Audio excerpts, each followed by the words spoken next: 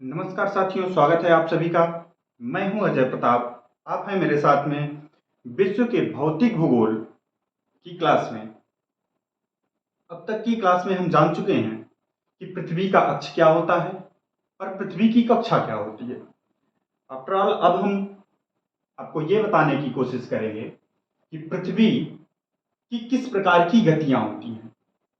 वैसे पिछली क्लास में कुछ चीज़ें छूट गई थी इस गति के बारे में बताने के लिए, इसलिए पहले से ये हमने ग्राफ बना कर रखा है ताकि आपको बताने में जल्दी से सुविधा उपलब्ध हो सके। तो आपको हम बता दें कि पृथ्वी दो प्रकार की गति करती है। एक तो अपने ही एक्सिस के प्रति। पहली चीज तो ये जान लीजिए कि गति क्या होती है।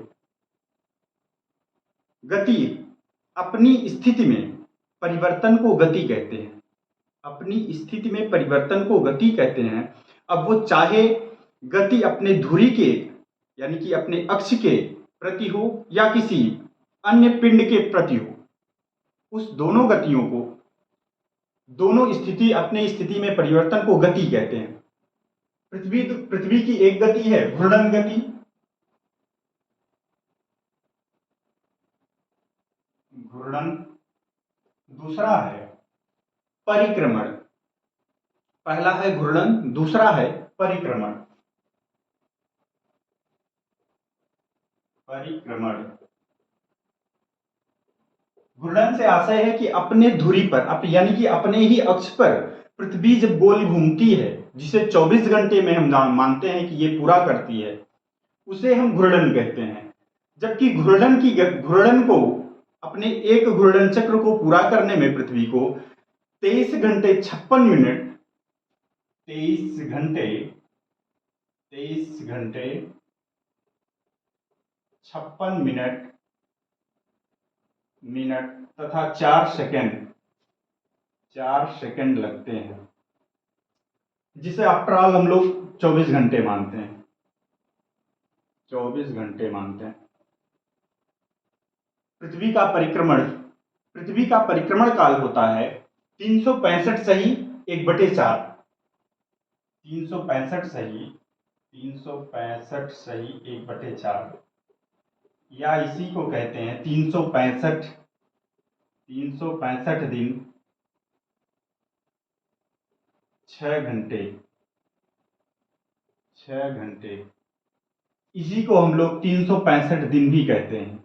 365 दिन मान लिया जाता है। फिलहाल ये हुआ इसकी दो प्रकार की गतियां। अब इसकी गतियों से क्या प्रभाव पड़ता है, मौसम का निर्माण किस तरह से होता है। पहले तो हम जान लेते हैं कि इसके परिक्रमण की यानी कि परिक्रमण से आशय है कि सूर्य के चारों तरफ पृथ्वी जब चक्कर लगाती है, इस गति को हम परिक्रमण गति कहते हैं। ये परिक्रमण गति से क्या क्या प्रभाव पड़ते हैं। जब पृथ्वी सूर्य का चक्कर लगाती है तो इसमें हम दो बातें जानते हैं। पहले तो ये जान चुके हैं कि सूर्य का चक्कर लगाते हुए पृथ्वी किसी वृत्ताकार स्थिति में चक्कर नहीं लगाती, ये दीर्घ वृत्ताकार स्थिति में चक्कर लगाती। और दीर्घ वृत्ताकार चक्कर लगाने के कारण कभी पृथ्वी सूर्य से नजदीक आती है तो कभी दूर जाती है। नजदीक की स्थिति में 14.7 करोड़ किलोमीटर की स्थिति बनती है, जिसे उपसौर्य हम कहते हैं। उपसौर कहते हैं। पृथ्वी का सूर्य के सबसे निकटतम स्थिति को उपसौर कहते हैं।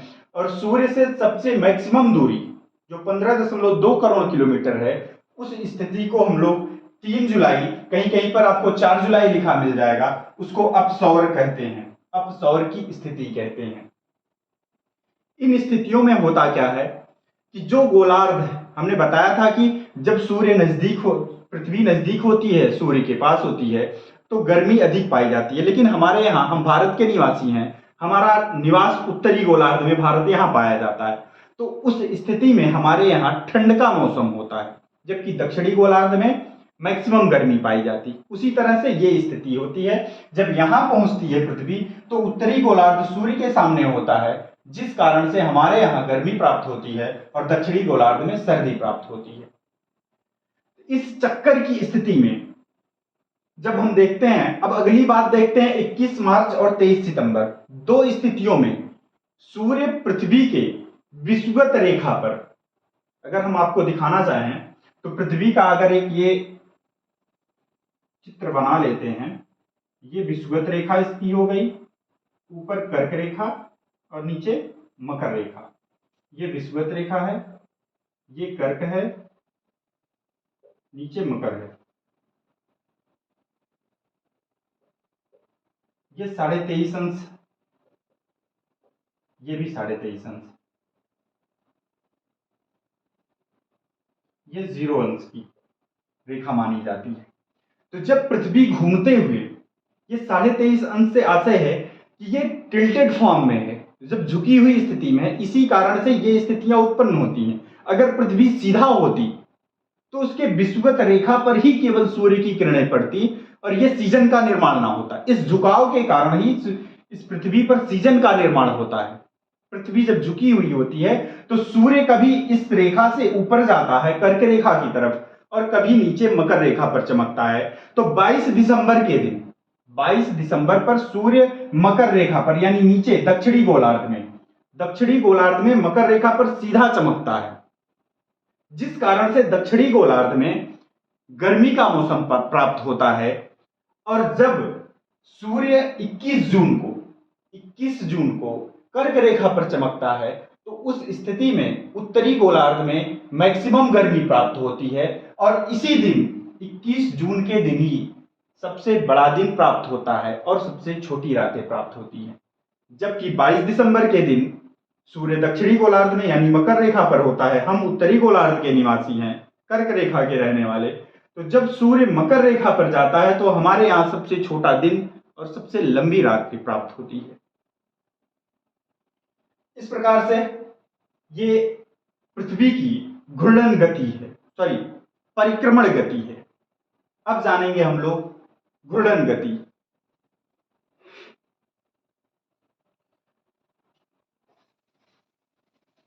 इसी गति से, परिक्रमण गति से ही सीजन का निर्माण होता है।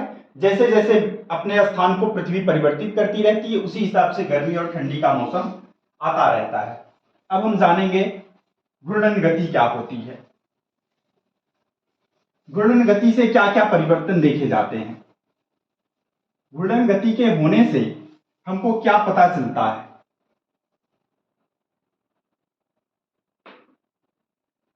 पहली चीज तो यह पता चलता है कि पृथ्वी ज्यों घूमती है अपने स्थान पर, उस घूर्णन की गति से हमको आभास होता है कि सूर्य पूर्व से उदित होता है।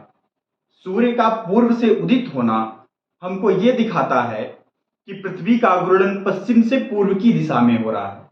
एक चीज आपको यह बता दें कि ये दोनों स्थितियों में जब पृथ्वी की चक्कर गति होती है दोनों एक साथ होती है, घूर्णन भी होती है और परिक्रमण भी होती है। इन दोनों में अगर आप देखें तो पृथ्वी जिस स्थिति में झुकी होती है उधर ही झुकी रहती है। अगर ये देखें आप, यहां आपको सन बताया गया, ये पृथ्वी बताई गई है, इस तरफ झुकी हुई है पृथ्वी, तो यहां आने पर भी ये पृथ्वी इसी दिशा में झुकी रहेगी, यहां होने पर भी ये पृथ्वी इसी दिशा में झुकी रहेगी। इसका झुकाव नियत है, भले ही इसी में घूर्णन करती हो और परिक्रमण करती हो, दोनों स्थितियां इसकी लगातार एक साथ होती रहती। ऐसा नहीं है कि घूर्णन हो रहा है तो परिक्रमण नहीं होगा, परिक्रमण हो रहा है तो घूर्णन नहीं होगा, दोनों गतियां होती रहती हैं। अब हम जानेंगे सूर्य का पूर्व से उदित होना किस गति से है, घूर्णन गति से। अब ये घूर्णन गति से कैसे पता चलता है, जैसे पृथ्वी है, अब ये मेरा एक हाथ ये मान लीजिए कि सन है, इधर से सन है, इस तरफ से पृथ्वी है, पृथ्वी पश्चिम से पूर्व की तरफ घूम रही है। जैसे ही पश्चिम से पूर्व की, अगर ये मान लेते हैं, इस फिंगर को भारत मान लेते हैं, तो यहां से जैसे सूर्य है इस तरफ घूमते हुए नजर आएगा, तो यहां अब सन के सामने भारत पड़ेगा। उस स्थिति में भारत के पूर्वी हिस्से में पहले सूर्य दिखाई देगा, उसके बाद पश्चिमी हिस्से की तरफ भारत बढ़ता हुआ दिखाई देगा। इस कंडीशन में हमको यह पता चलता है कि पृथ्वी की घूर्णन गति से ही सूर्य पूर्व से उदित होता है, यह हमको पता चलता है। अब इसके बाद अगली स्थिति क्या, इस घूर्णन से क्या प्राप्त होती है, घूर्णन गति से हमको प्राप्त होता है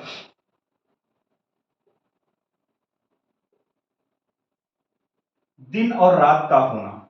दिन और रात का होना।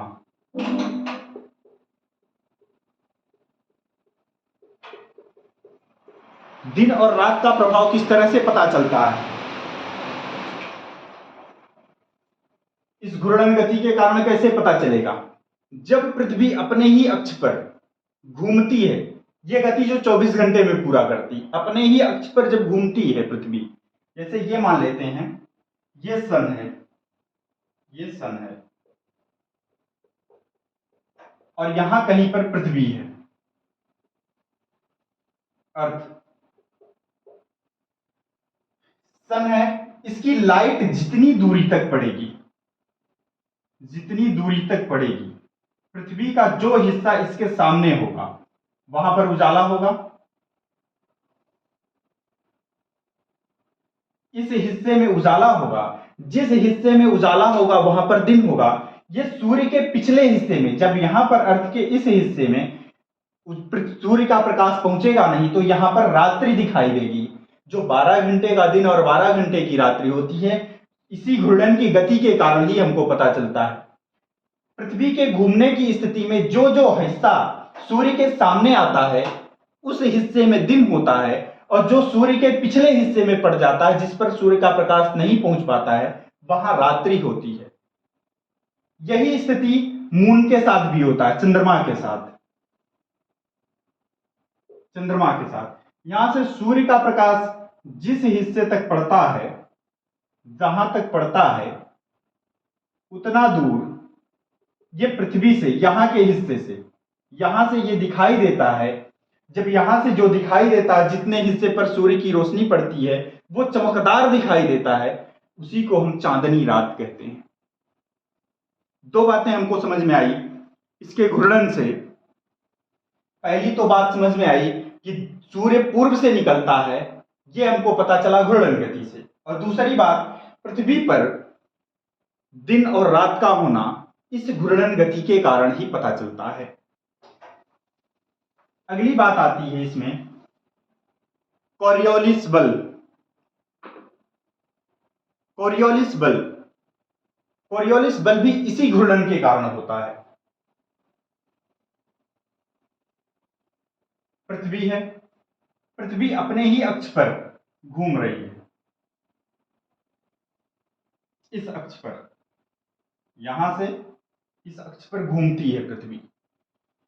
इस पृथ्वी के घूमने के कारण अब आप ये जान लीजिए कि यहां सकरा हिस्सा है, यहां चौड़ा हिस्सा है। पृथ्वी घूम रही है, नियत तो ये है कि 24 घंटे में ये वाला हिस्सा भी पूरा अपना एक चक्कर पूरा करता है और 24 घंटे में भी ये वाला ही हिस्सा पूरा करता है अपना एक चक्कर। लेकिन अब ये दूरी अधिक है, इतनी दूरी है तो ये तीव्र गति से चलता है, ये दूरी कम है तो ये धीमी गति से चलता है।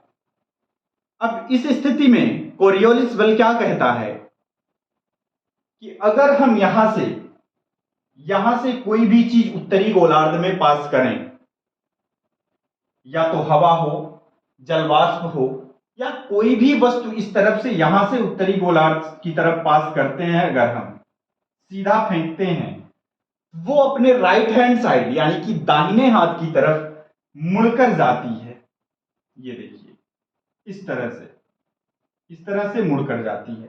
और अगर हम इसी को दक्षिणी गोलार्ध में यहां से फेंकें, प्रवाहित करें, तो ये लेफ्ट हैंड साइड अपने बाएं हाथ की तरफ यहां से मुड़ जाती है। यहां से अगर फेंकते हैं तो यहां इस तरह से ये मुड़ जाती है। अब आपको देखने में लगेगा कि ये दाहिनी तरफ मुड़ रहा है, इसका अगर ये दाहिना हुआ, इसका ये बायां कैसे हो गया? दोनों में अंतर आ रहा है, दोनों एक ही तरफ आपको मुड़ता हुआ दिखाई दे रहा है। तो आप ये जानेंगे कि कैसे एक दिशा में मुड़ रहा है और एक को आप दाएं बता रहे हैं, एक को बाएं बता रहे हैं। जब आप यहां पर खड़े होंगे, आप यहां अगर इस तरह से ना समझ में आए तो जमीन पर एक वृत्त बनाइएगा, उसके बीचों बीच ये लाइन का कट मारिएगा, यहां पर खड़े होकर एक बार इस तरफ सिर कीजिएगा और अपने दाएं हाथ की तरफ ऐसे रेखा बनाइएगा। फिर यहां पर खड़े होकर आप इस दिशा में मुंह करिएगा अपना, और लेफ्ट हैंड साइड की तरफ आप रेखा बनाइएगा, तो आपको समझ में आ जाएगा कि किस तरह से बायां हाथ इधर है और किस तरह से दायां हाथ इधर है। अब जब हम इस तरफ देखेंगे तो हमारा दायां हाथ इधर है, जब हम इस तरफ देखेंगे तो हमारा बायां हाथ इधर है, इस तरफ की दिशा में हो जाता है। तो ये घूर्णन गति के कारण अब कारण क्या है इस तरफ घूमने का?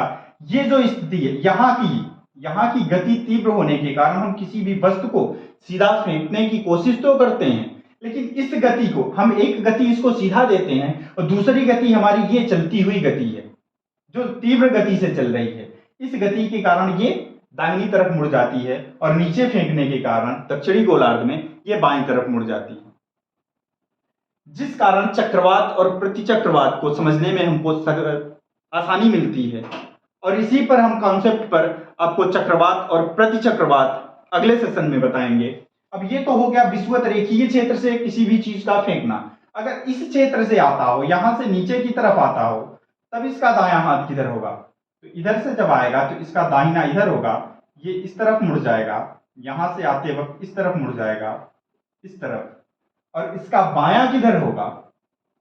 यहां से जब चला इसका दायां इधर हो गया, और जब यहां से चलेगा तो इसका बायां इधर हो जाएगा। ये हमें कोरियोलिस बल से ये बात समझ में आती है। बाकी चक्रवात प्रतिचक्रवात इसी कॉन्सेप्ट पर हम अगले दिन पर अगली क्लास में बताएंगे कि चक्रवात कैसे होता है और प्रतिचक्रवात कैसे होता है, किस तरह से प्रभाव होता है, दबाव होता है, हवाओं के दबाव के कारण किस कारण से चक्रवात आते हैं और किस कारण से प्रतिचक्रवात उत्पन्न होते हैं। ठीक है, आज की क्लास यहीं तक। बहुत बहुत धन्यवाद आप सबको।